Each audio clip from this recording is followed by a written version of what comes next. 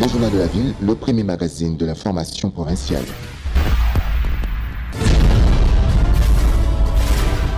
Tout de suite, le journal.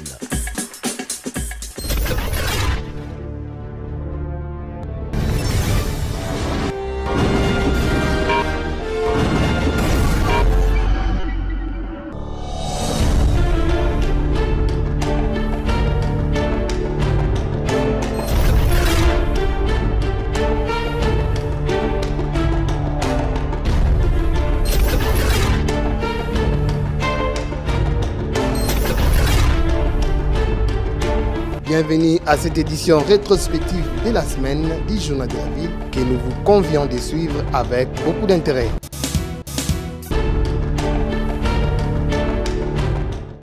Judith Souminoa Toulouka, nommée Premier ministre chef du gouvernement par le président de la République, Félix-Antoine Tshisekedi Tshilombo, champion de la masculinité positive, dans une ordonnance présidentielle signée ce lundi 1er avril 2024.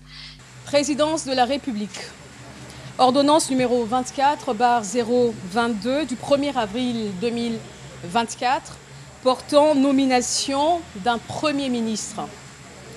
Le Président de la République, vu la Constitution telle que modifiée par la loi numéro 11/002 du 20 janvier 2011 portant révision de certains articles de la Constitution de la République démocratique du Congo du 18 février 2006, spécialement en ces articles 69, 78, 79 et 90, vu l'ordonnance numéro 22/002 du 7 janvier 2022 portant organisation et fonctionnement du gouvernement, modalités de collaboration entre le président de la République et le gouvernement, ainsi qu'entre les membres du gouvernement, spécialement en ces articles 8, alinéa 1er, revu l'ordonnance numéro 21/006 du 14 février 2021 portant nomination d'un Premier ministre, vu la nécessité et l'urgence, ordonne. Article 1er, est nommé Premier ministre, chef du gouvernement, Madame Judith Souminoa Toulouka. Article 2, sont abrogées toutes les dispositions antérieures contraires à la présente ordonnance qui sort ses effets à la date de sa signature. Fait à Kinshasa le 1er avril 2024, Félix-Antoine Tshisekedi Tshilombo. Juste après sa nomination, prenant la parole, le Premier ministre s'engage à œuvrer pour la paix et le développement de la République démocratique du Congo.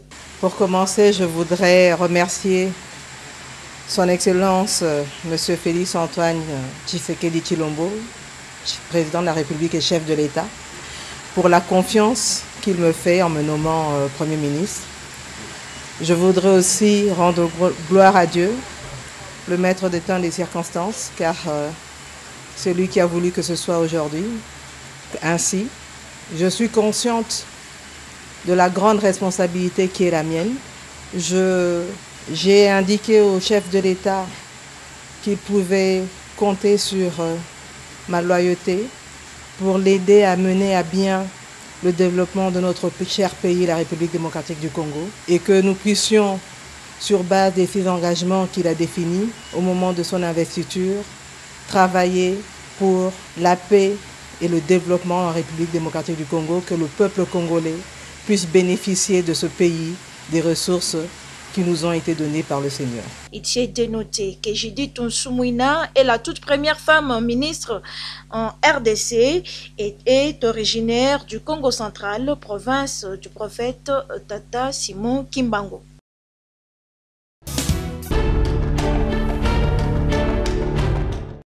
Nomination de Judith Souminois à la tête de la primature de la République démocratique du Congo par le président de la République Félix Antoine Tshisekedi Tshilombo. Les réactions fusent de partout à Kinshasa. La population s'est réjouie de cette nomination et attend voir la chef du gouvernement travailler pour leur bien-être et le développement du pays. La CPL Makasi, Maman Oumela Salam Salane bien. ACPL Sabana Mboka, attaque congolaise, Azala bien, attaque congolaise. La CPL va chef de l'État, Fatih Beton, merci d'être nommé Maman Nabiso, mais Maman Salam Salabia, Premier ministre, pendant l'époque. Banda tango papier Bakassavo, tout le monde en haute mais mon chef de l'État, Fatih Beton, a nommé Maman Nabiso, Premier ministre, moi aussi. Zamba Pambolaye, Assalam Salane bien. Bon, en tant que femme, c'est une bonne chose, déjà. Parce que maman azana motema oyo ya kibomama seulement eloko tozo zela eza changement zo mona tozo zela changement parce que bazala ki basi bande ko lela mingiti bazala ni sikango sikoyo lokola tia mini sikango tolingi to mona pe onon to mona te ozo mona makambo ezalaki ya mabe oyo yaki akoki pe ko changer lokola mama parce que mama azana na motema wana ya kibomama. Po biso tolonge tumboyo tolukaki mama azwa place lokwa mama azwi place to sepeli makasi tuka papa matondo mingi na sepeli makasi ndengo tie mama na place opesi biso lokumu mama otomboli lokumu pe longa ya ba mama ndeza boy papa na biso atombwama na mona yango senga totala ba ndenge awosala la première fois to mona premier ministre mona mwasi oyo président nommé totala na misala ndenge ndenge ekende. Bon, par contre, ça appelle à moi raison pour atteindre la Bible lobby, moi ça va diriger la globalité. Roté mal de ça va tâter à battre. Ce va télé magasin nini forcément il y a un beau catégorie non, bah il le banzan. En gros, par contre, ça appelle à moi raison à bango. Mais vu que va nommer votre talent, tu peux c'est moi chance banini.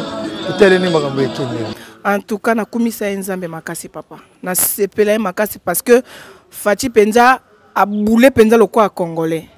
Pour maman de mutaye baka place ni kiti kozala place ni rideau kozala place ni sani kozala donc le quoi bacheli biso maman Judith loko la première ministre c'est que maman Judith a osimbela biso kombo a kombela biso ndako kitoko vraiment tout cas na sepeli makasi en tout cas na sepeli penza mingi pona choix oyo président sali pona ba maman a valoriser biso en tout cas na sepeli makasi tel sope kota bakulu na wana. Pour rappel, le premier ministre chef du gouvernement Judith Souminois a été nommé ce lundi 1er avril 2024 par le président de la République Félix Antoine Tshisekedi Tshilombo à travers une ordonnance présidentielle.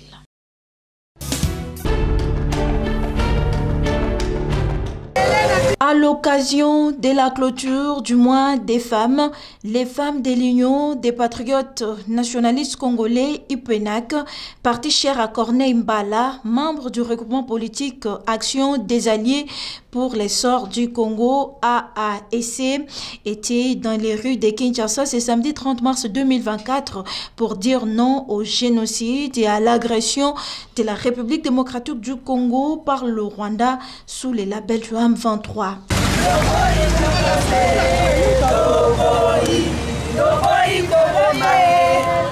C'est à l'espace Bomoko Matongé Victoire où les femmes IPENAC ont chuté pour leur déclaration et c'est en présence du président national de l'IPENAC et des cadres du parti.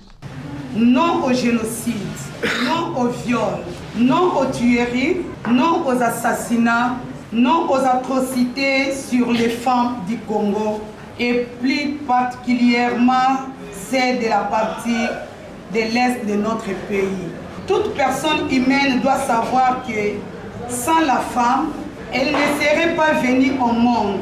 Car même Jésus-Christ, Mohamed, Simon Kimbangu, pour ne citer que cela, venaient au monde d'une femme. Si les femmes se réunissent et demandent à Dieu de sanctionner tous ceux qui sont en train de violer, de tuer, d'agresser et nous font déplacer de nos foyers, ils subiront les sorts de l'Éternel. À toutes les femmes de la partie de l'Est de la RDC, nous sommes de cœur avec vous. Vous avez notre soutien inconditionnel par des prières, les actions que nous sommes en train de mener pour que tous ces agresseurs soient mis hors l'état de nuire.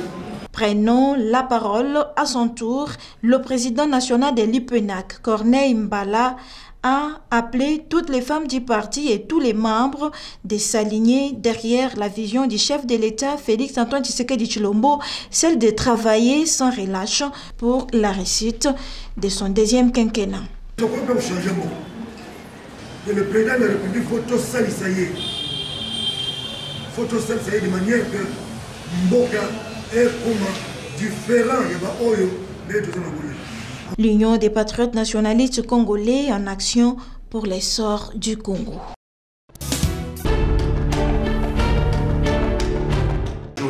Clôture ce mercredi 3 avril 2024 de la formation sur les fondamentaux du syndicalisme organisée par la Fédération nationale des enseignants et éducateurs sociaux du Congo, FENECO-INTC, durant 3 jours. Cette formation a permis aux enseignants affiliés à la FENECO-INTC et aux permanents syndicaux, membres de l'Union nationale des travailleurs du Congo, de renforcer leurs capacités en matière syndicale et d'avoir des outils capables pour l'amélioration de leur travail syndical sur terrain. Au cours de cette formation, plusieurs notions en matière syndicale étaient au rendez-vous avec l'expertise des 4 permanents experts en matière syndicale à l'UNTC. Parmi Augustin Tumbanzouji, vice-président et secrétaire général de la FENECO-INTC. Nous avons, au cours de ces 3 jours, parlé des notions sur les syndicats, l'historique du mouvement syndical, les fondamentaux du syndicalisme. Nous avons classifié les syndicats, nous avons parlé de la représentation des travailleurs dans les établissements et les entreprises.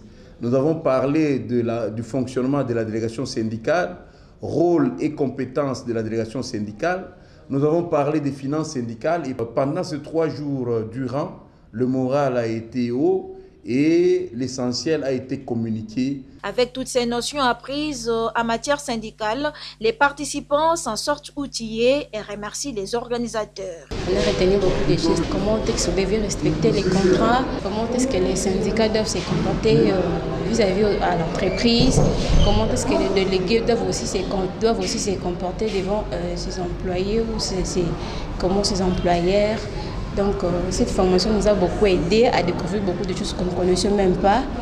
Les modules qui ont été donnés, ce sont des modules vraiment fondamentaux comme base pour tout délégué syndical qui a cette mission de défendre les intérêts de ses amis. Formation sanctionnée par la remise des brevets aux participants et c'est à leur grande satisfaction.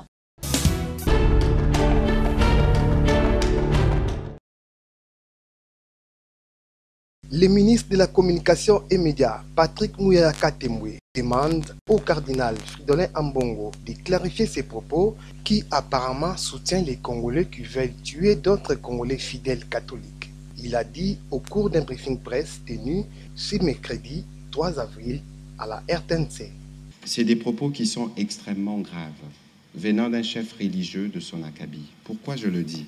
Parce que quelles que soient les raisons, et en plus c'était une messe pascale, la fête la plus importante de chrétiens. Quelles que soient les raisons, on ne peut pas soutenir des Congolais qui veulent prendre des armes pour tuer des Congolais pour accéder au pouvoir alors qu'on a fait le choix de la démocratie. C'est inquiétant lorsqu'on se souvient des propos tenus par l'abbé Chaud, et je les cite, où on avait besoin d'un courageux. Est-ce que les fameux courageux a été trouvé par l'Église catholique, entre guillemets, parce qu'il ne faut pas faire d'amalgame, et pour qui on a besoin de légitimer, parce que les mots du cardinal, j'espère qu'il fera une clarification, peuvent être perçus comme un encouragement, comme un soutien moral à ceux qui choisissent de prendre les armes pour penser conquérir le pouvoir, alors que nous sommes dans un cycle depuis 2 ans qui veut que nous puissions sortir de cela. Notre ami Liévin parlait d'adhésion Massif. Je ne sais pas quel est le contenu qu'ils donnent dans Massif lorsque vous voyez 3-4 individus, parce que nous savons tous qu'il y avait à un moment le RCD. Nous avions vu toutes les têtes couronnées du RCD. Où est-ce qu'ils sont aujourd'hui? Du CNDP. Là, ce n'est pas une rébellion, c'est une agression qui est établie d'un pays étranger.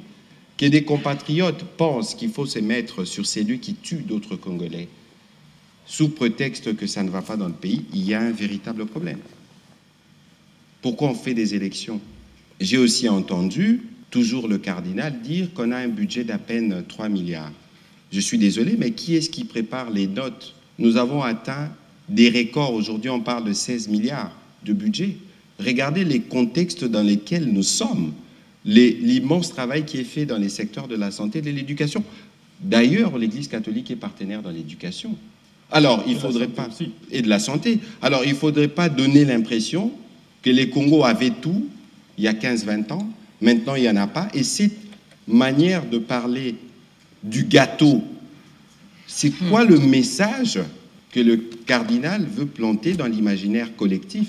Présente à ses face-à-face avec la presse, le ministre d'État, ministre de l'Environnement et Développement durable, Eve Bazaïba Massoudi, et le ministre de la Santé publique, Hygiène et Prévention, Dr Samuel Roger Nkamba.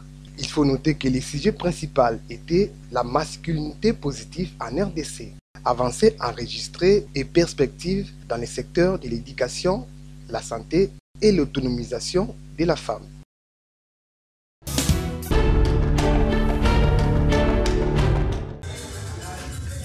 Mois de mars, mois dédié à la célébration des droits de la femme, clôturé en beauté ce vendredi 29 mars 2024 à la Fondation Omokoko, où la présidente de cette fondation, Angèle Akachi Omokoko, a réuni une centaine de femmes vivant avec handicap autour d'une table. Objectif, lancer le projet Entreprendre sans handicap. Un programme entrepreneurial triennal initié par la Fondation Omokoko qui prend en charge 40 femmes vivant avec handicap. La présidente de la Fondation qui porte son nom, Omokoko, donne la quintessence de ces projets. Ce sont des femmes comme toutes les femmes. Pourquoi pas leur réunir? La raison qui m'a poussée, c'est déjà des gens que moi je fréquente à tout moment. Je connais comment elles fonctionnent, elles vont se retrouver. Notre souci est d'accompagner ces femmes jusqu'à ce qu'elles puissent être autonomes et qu'elles puissent aussi avoir leur propre entreprise et pourquoi pas embaucher d'autres femmes, personnes vivant avec handicap, que ce soit femmes ou hommes.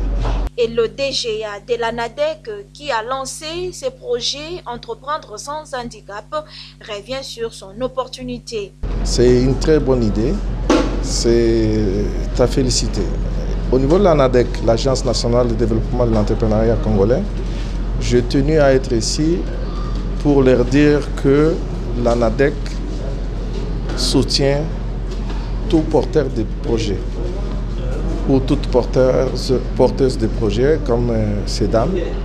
Elles peuvent venir à l'ANADEC avec simplement leur idée et nous, nos experts vont les accompagner jusqu'au financement de leur projet.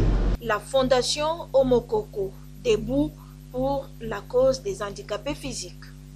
Avec handicap.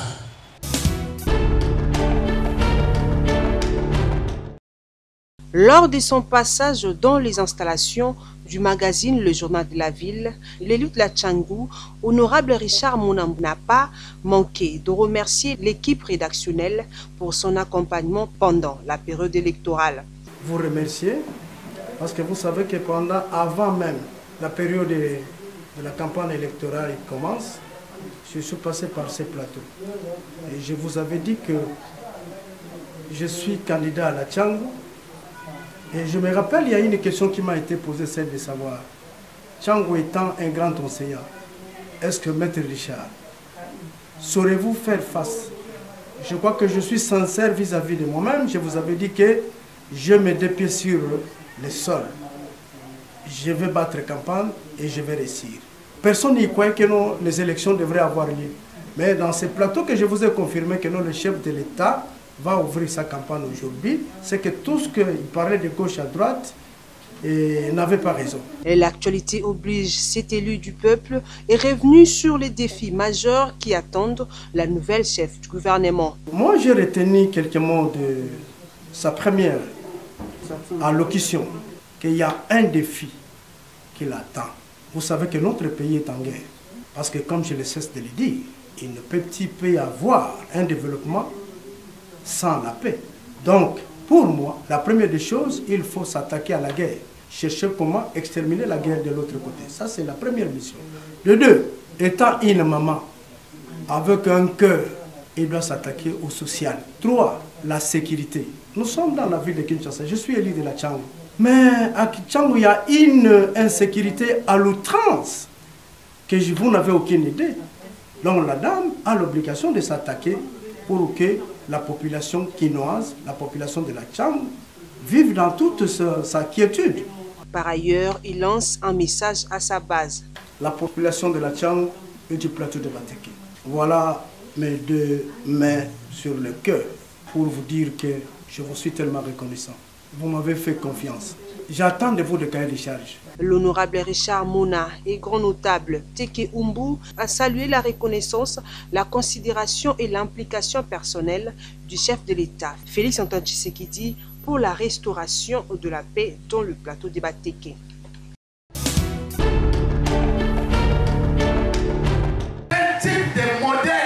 Les leaderships, un système à la base de beaucoup de problèmes en République démocratique du Congo, et beaucoup de responsables appelés aujourd'hui leaders évoluent toujours dans l'ancien système des leaders mais managers, chose qui préoccupe l'ordre des pasteurs au PAS, une institution d'appui aux pasteurs, à la population et au pouvoir public qui souhaite voir un nouveau courant des pensées, paradigme de leadership intégrer le pays ainsi pour son développement. Voilà ce qui justifie l'organisation ce vendredi 5 avril 2024 d'une conférence de réflexion des sciences et de détermination pour un nouveau paradigme leadership au pays. Prophète Rémi Flamme Mangwamba. Nous sommes sans ignorer que les premiers besoins actuels dans ce 21e siècle, c'est les besoins de leadership. Beaucoup de problèmes que nous rencontrons dans notre société, en général et en particulier la RDC, est à la base de leadership. Et le leadership aussi est la solution à tout problème dans notre pays. C'est pourquoi, l'heure où nous sommes en train de sensibiliser. Il nous faut vraiment une nouvelle classe de leaders avec un nouveau système afin de faire avancer le pays et amener le pays jusqu'à devenir une puissance. Et pour le président national de l'ordre des pasteurs au PAS, apôtre David Shimona Mboma, il est temps que les leaders jouent leur rôle. Nous sommes dans la phase où nous avions essayé de mobiliser les hommes de Dieu, puisque notre objectif c'est remettre l'ordre dans les camps de Dieu, c'est-à-dire dans l'Église, et amener cette réforme de l'Église partout dans le monde. Alors c'est pourquoi nous avions voulu que les hommes de Dieu puissent vraiment comprendre ces messages et savoir quel type de leader que la RDC en a besoin. La République démocratique du Congo, un pays appelé à la grandeur, est un leader qui va booster le développement. Leader d'opinion.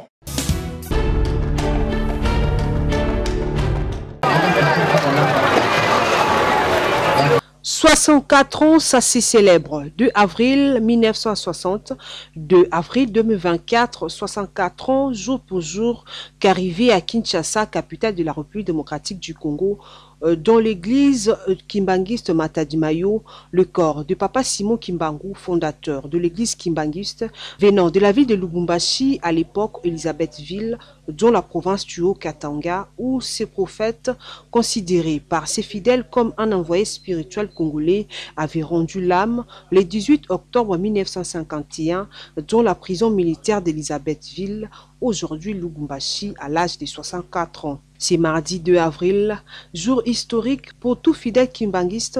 Ceux de la ville de Kinshasa se sont déplacés pour se rendre au site historique de Matadi Mayo où le corps fut exposé avant son rapatriement en Kamba, Nouvelle-Jérusalem aujourd'hui, dans le but de rendre célèbre cette journée commémorative sous la conduite du pasteur de la ville de Kinshasa, le révérend Pumbalo Nzabo Avalon, ceux en présence de membres de cabinet du collège ainsi que de pasteurs communaux venus des diverses communes. Dans son homélie de ces cultes des célébrations marquant les 64e anniversaire de l'arrivée du corps de Papa Simon Kimbangu, l'évangéliste communal de Matadi Mayo a exhorté les fidèles kimbanguistes présents sur plusieurs versets bibliques, entre autres Psaume 34, 20, 23, Genèse 50, premier verset 2 jusqu'au 12e. Au sortir, le révérend Pumbalo revient ici sur le bien fondé de cette journée historique pour l'église kimbanguiste au micro du journal de la ville.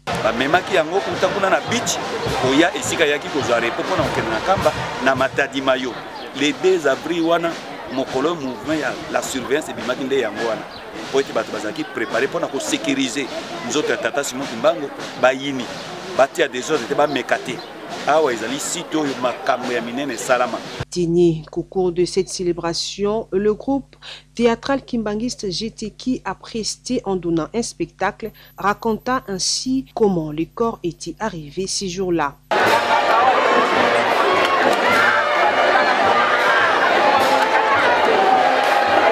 Comme à l'accoutumée, c'est au rythme des fanfares Faki que cette journée s'est clôturée.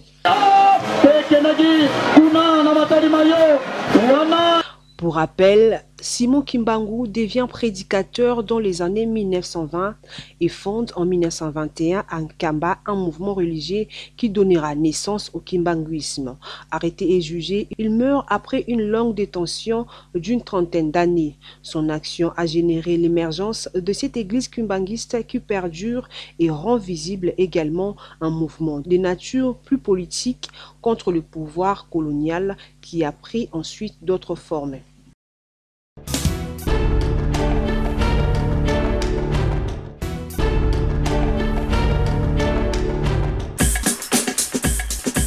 Fin de cette session d'information rétrospective de la semaine du journal de la ville. Merci de nous avoir suivis et déjà, nous vous disons bon début de la semaine.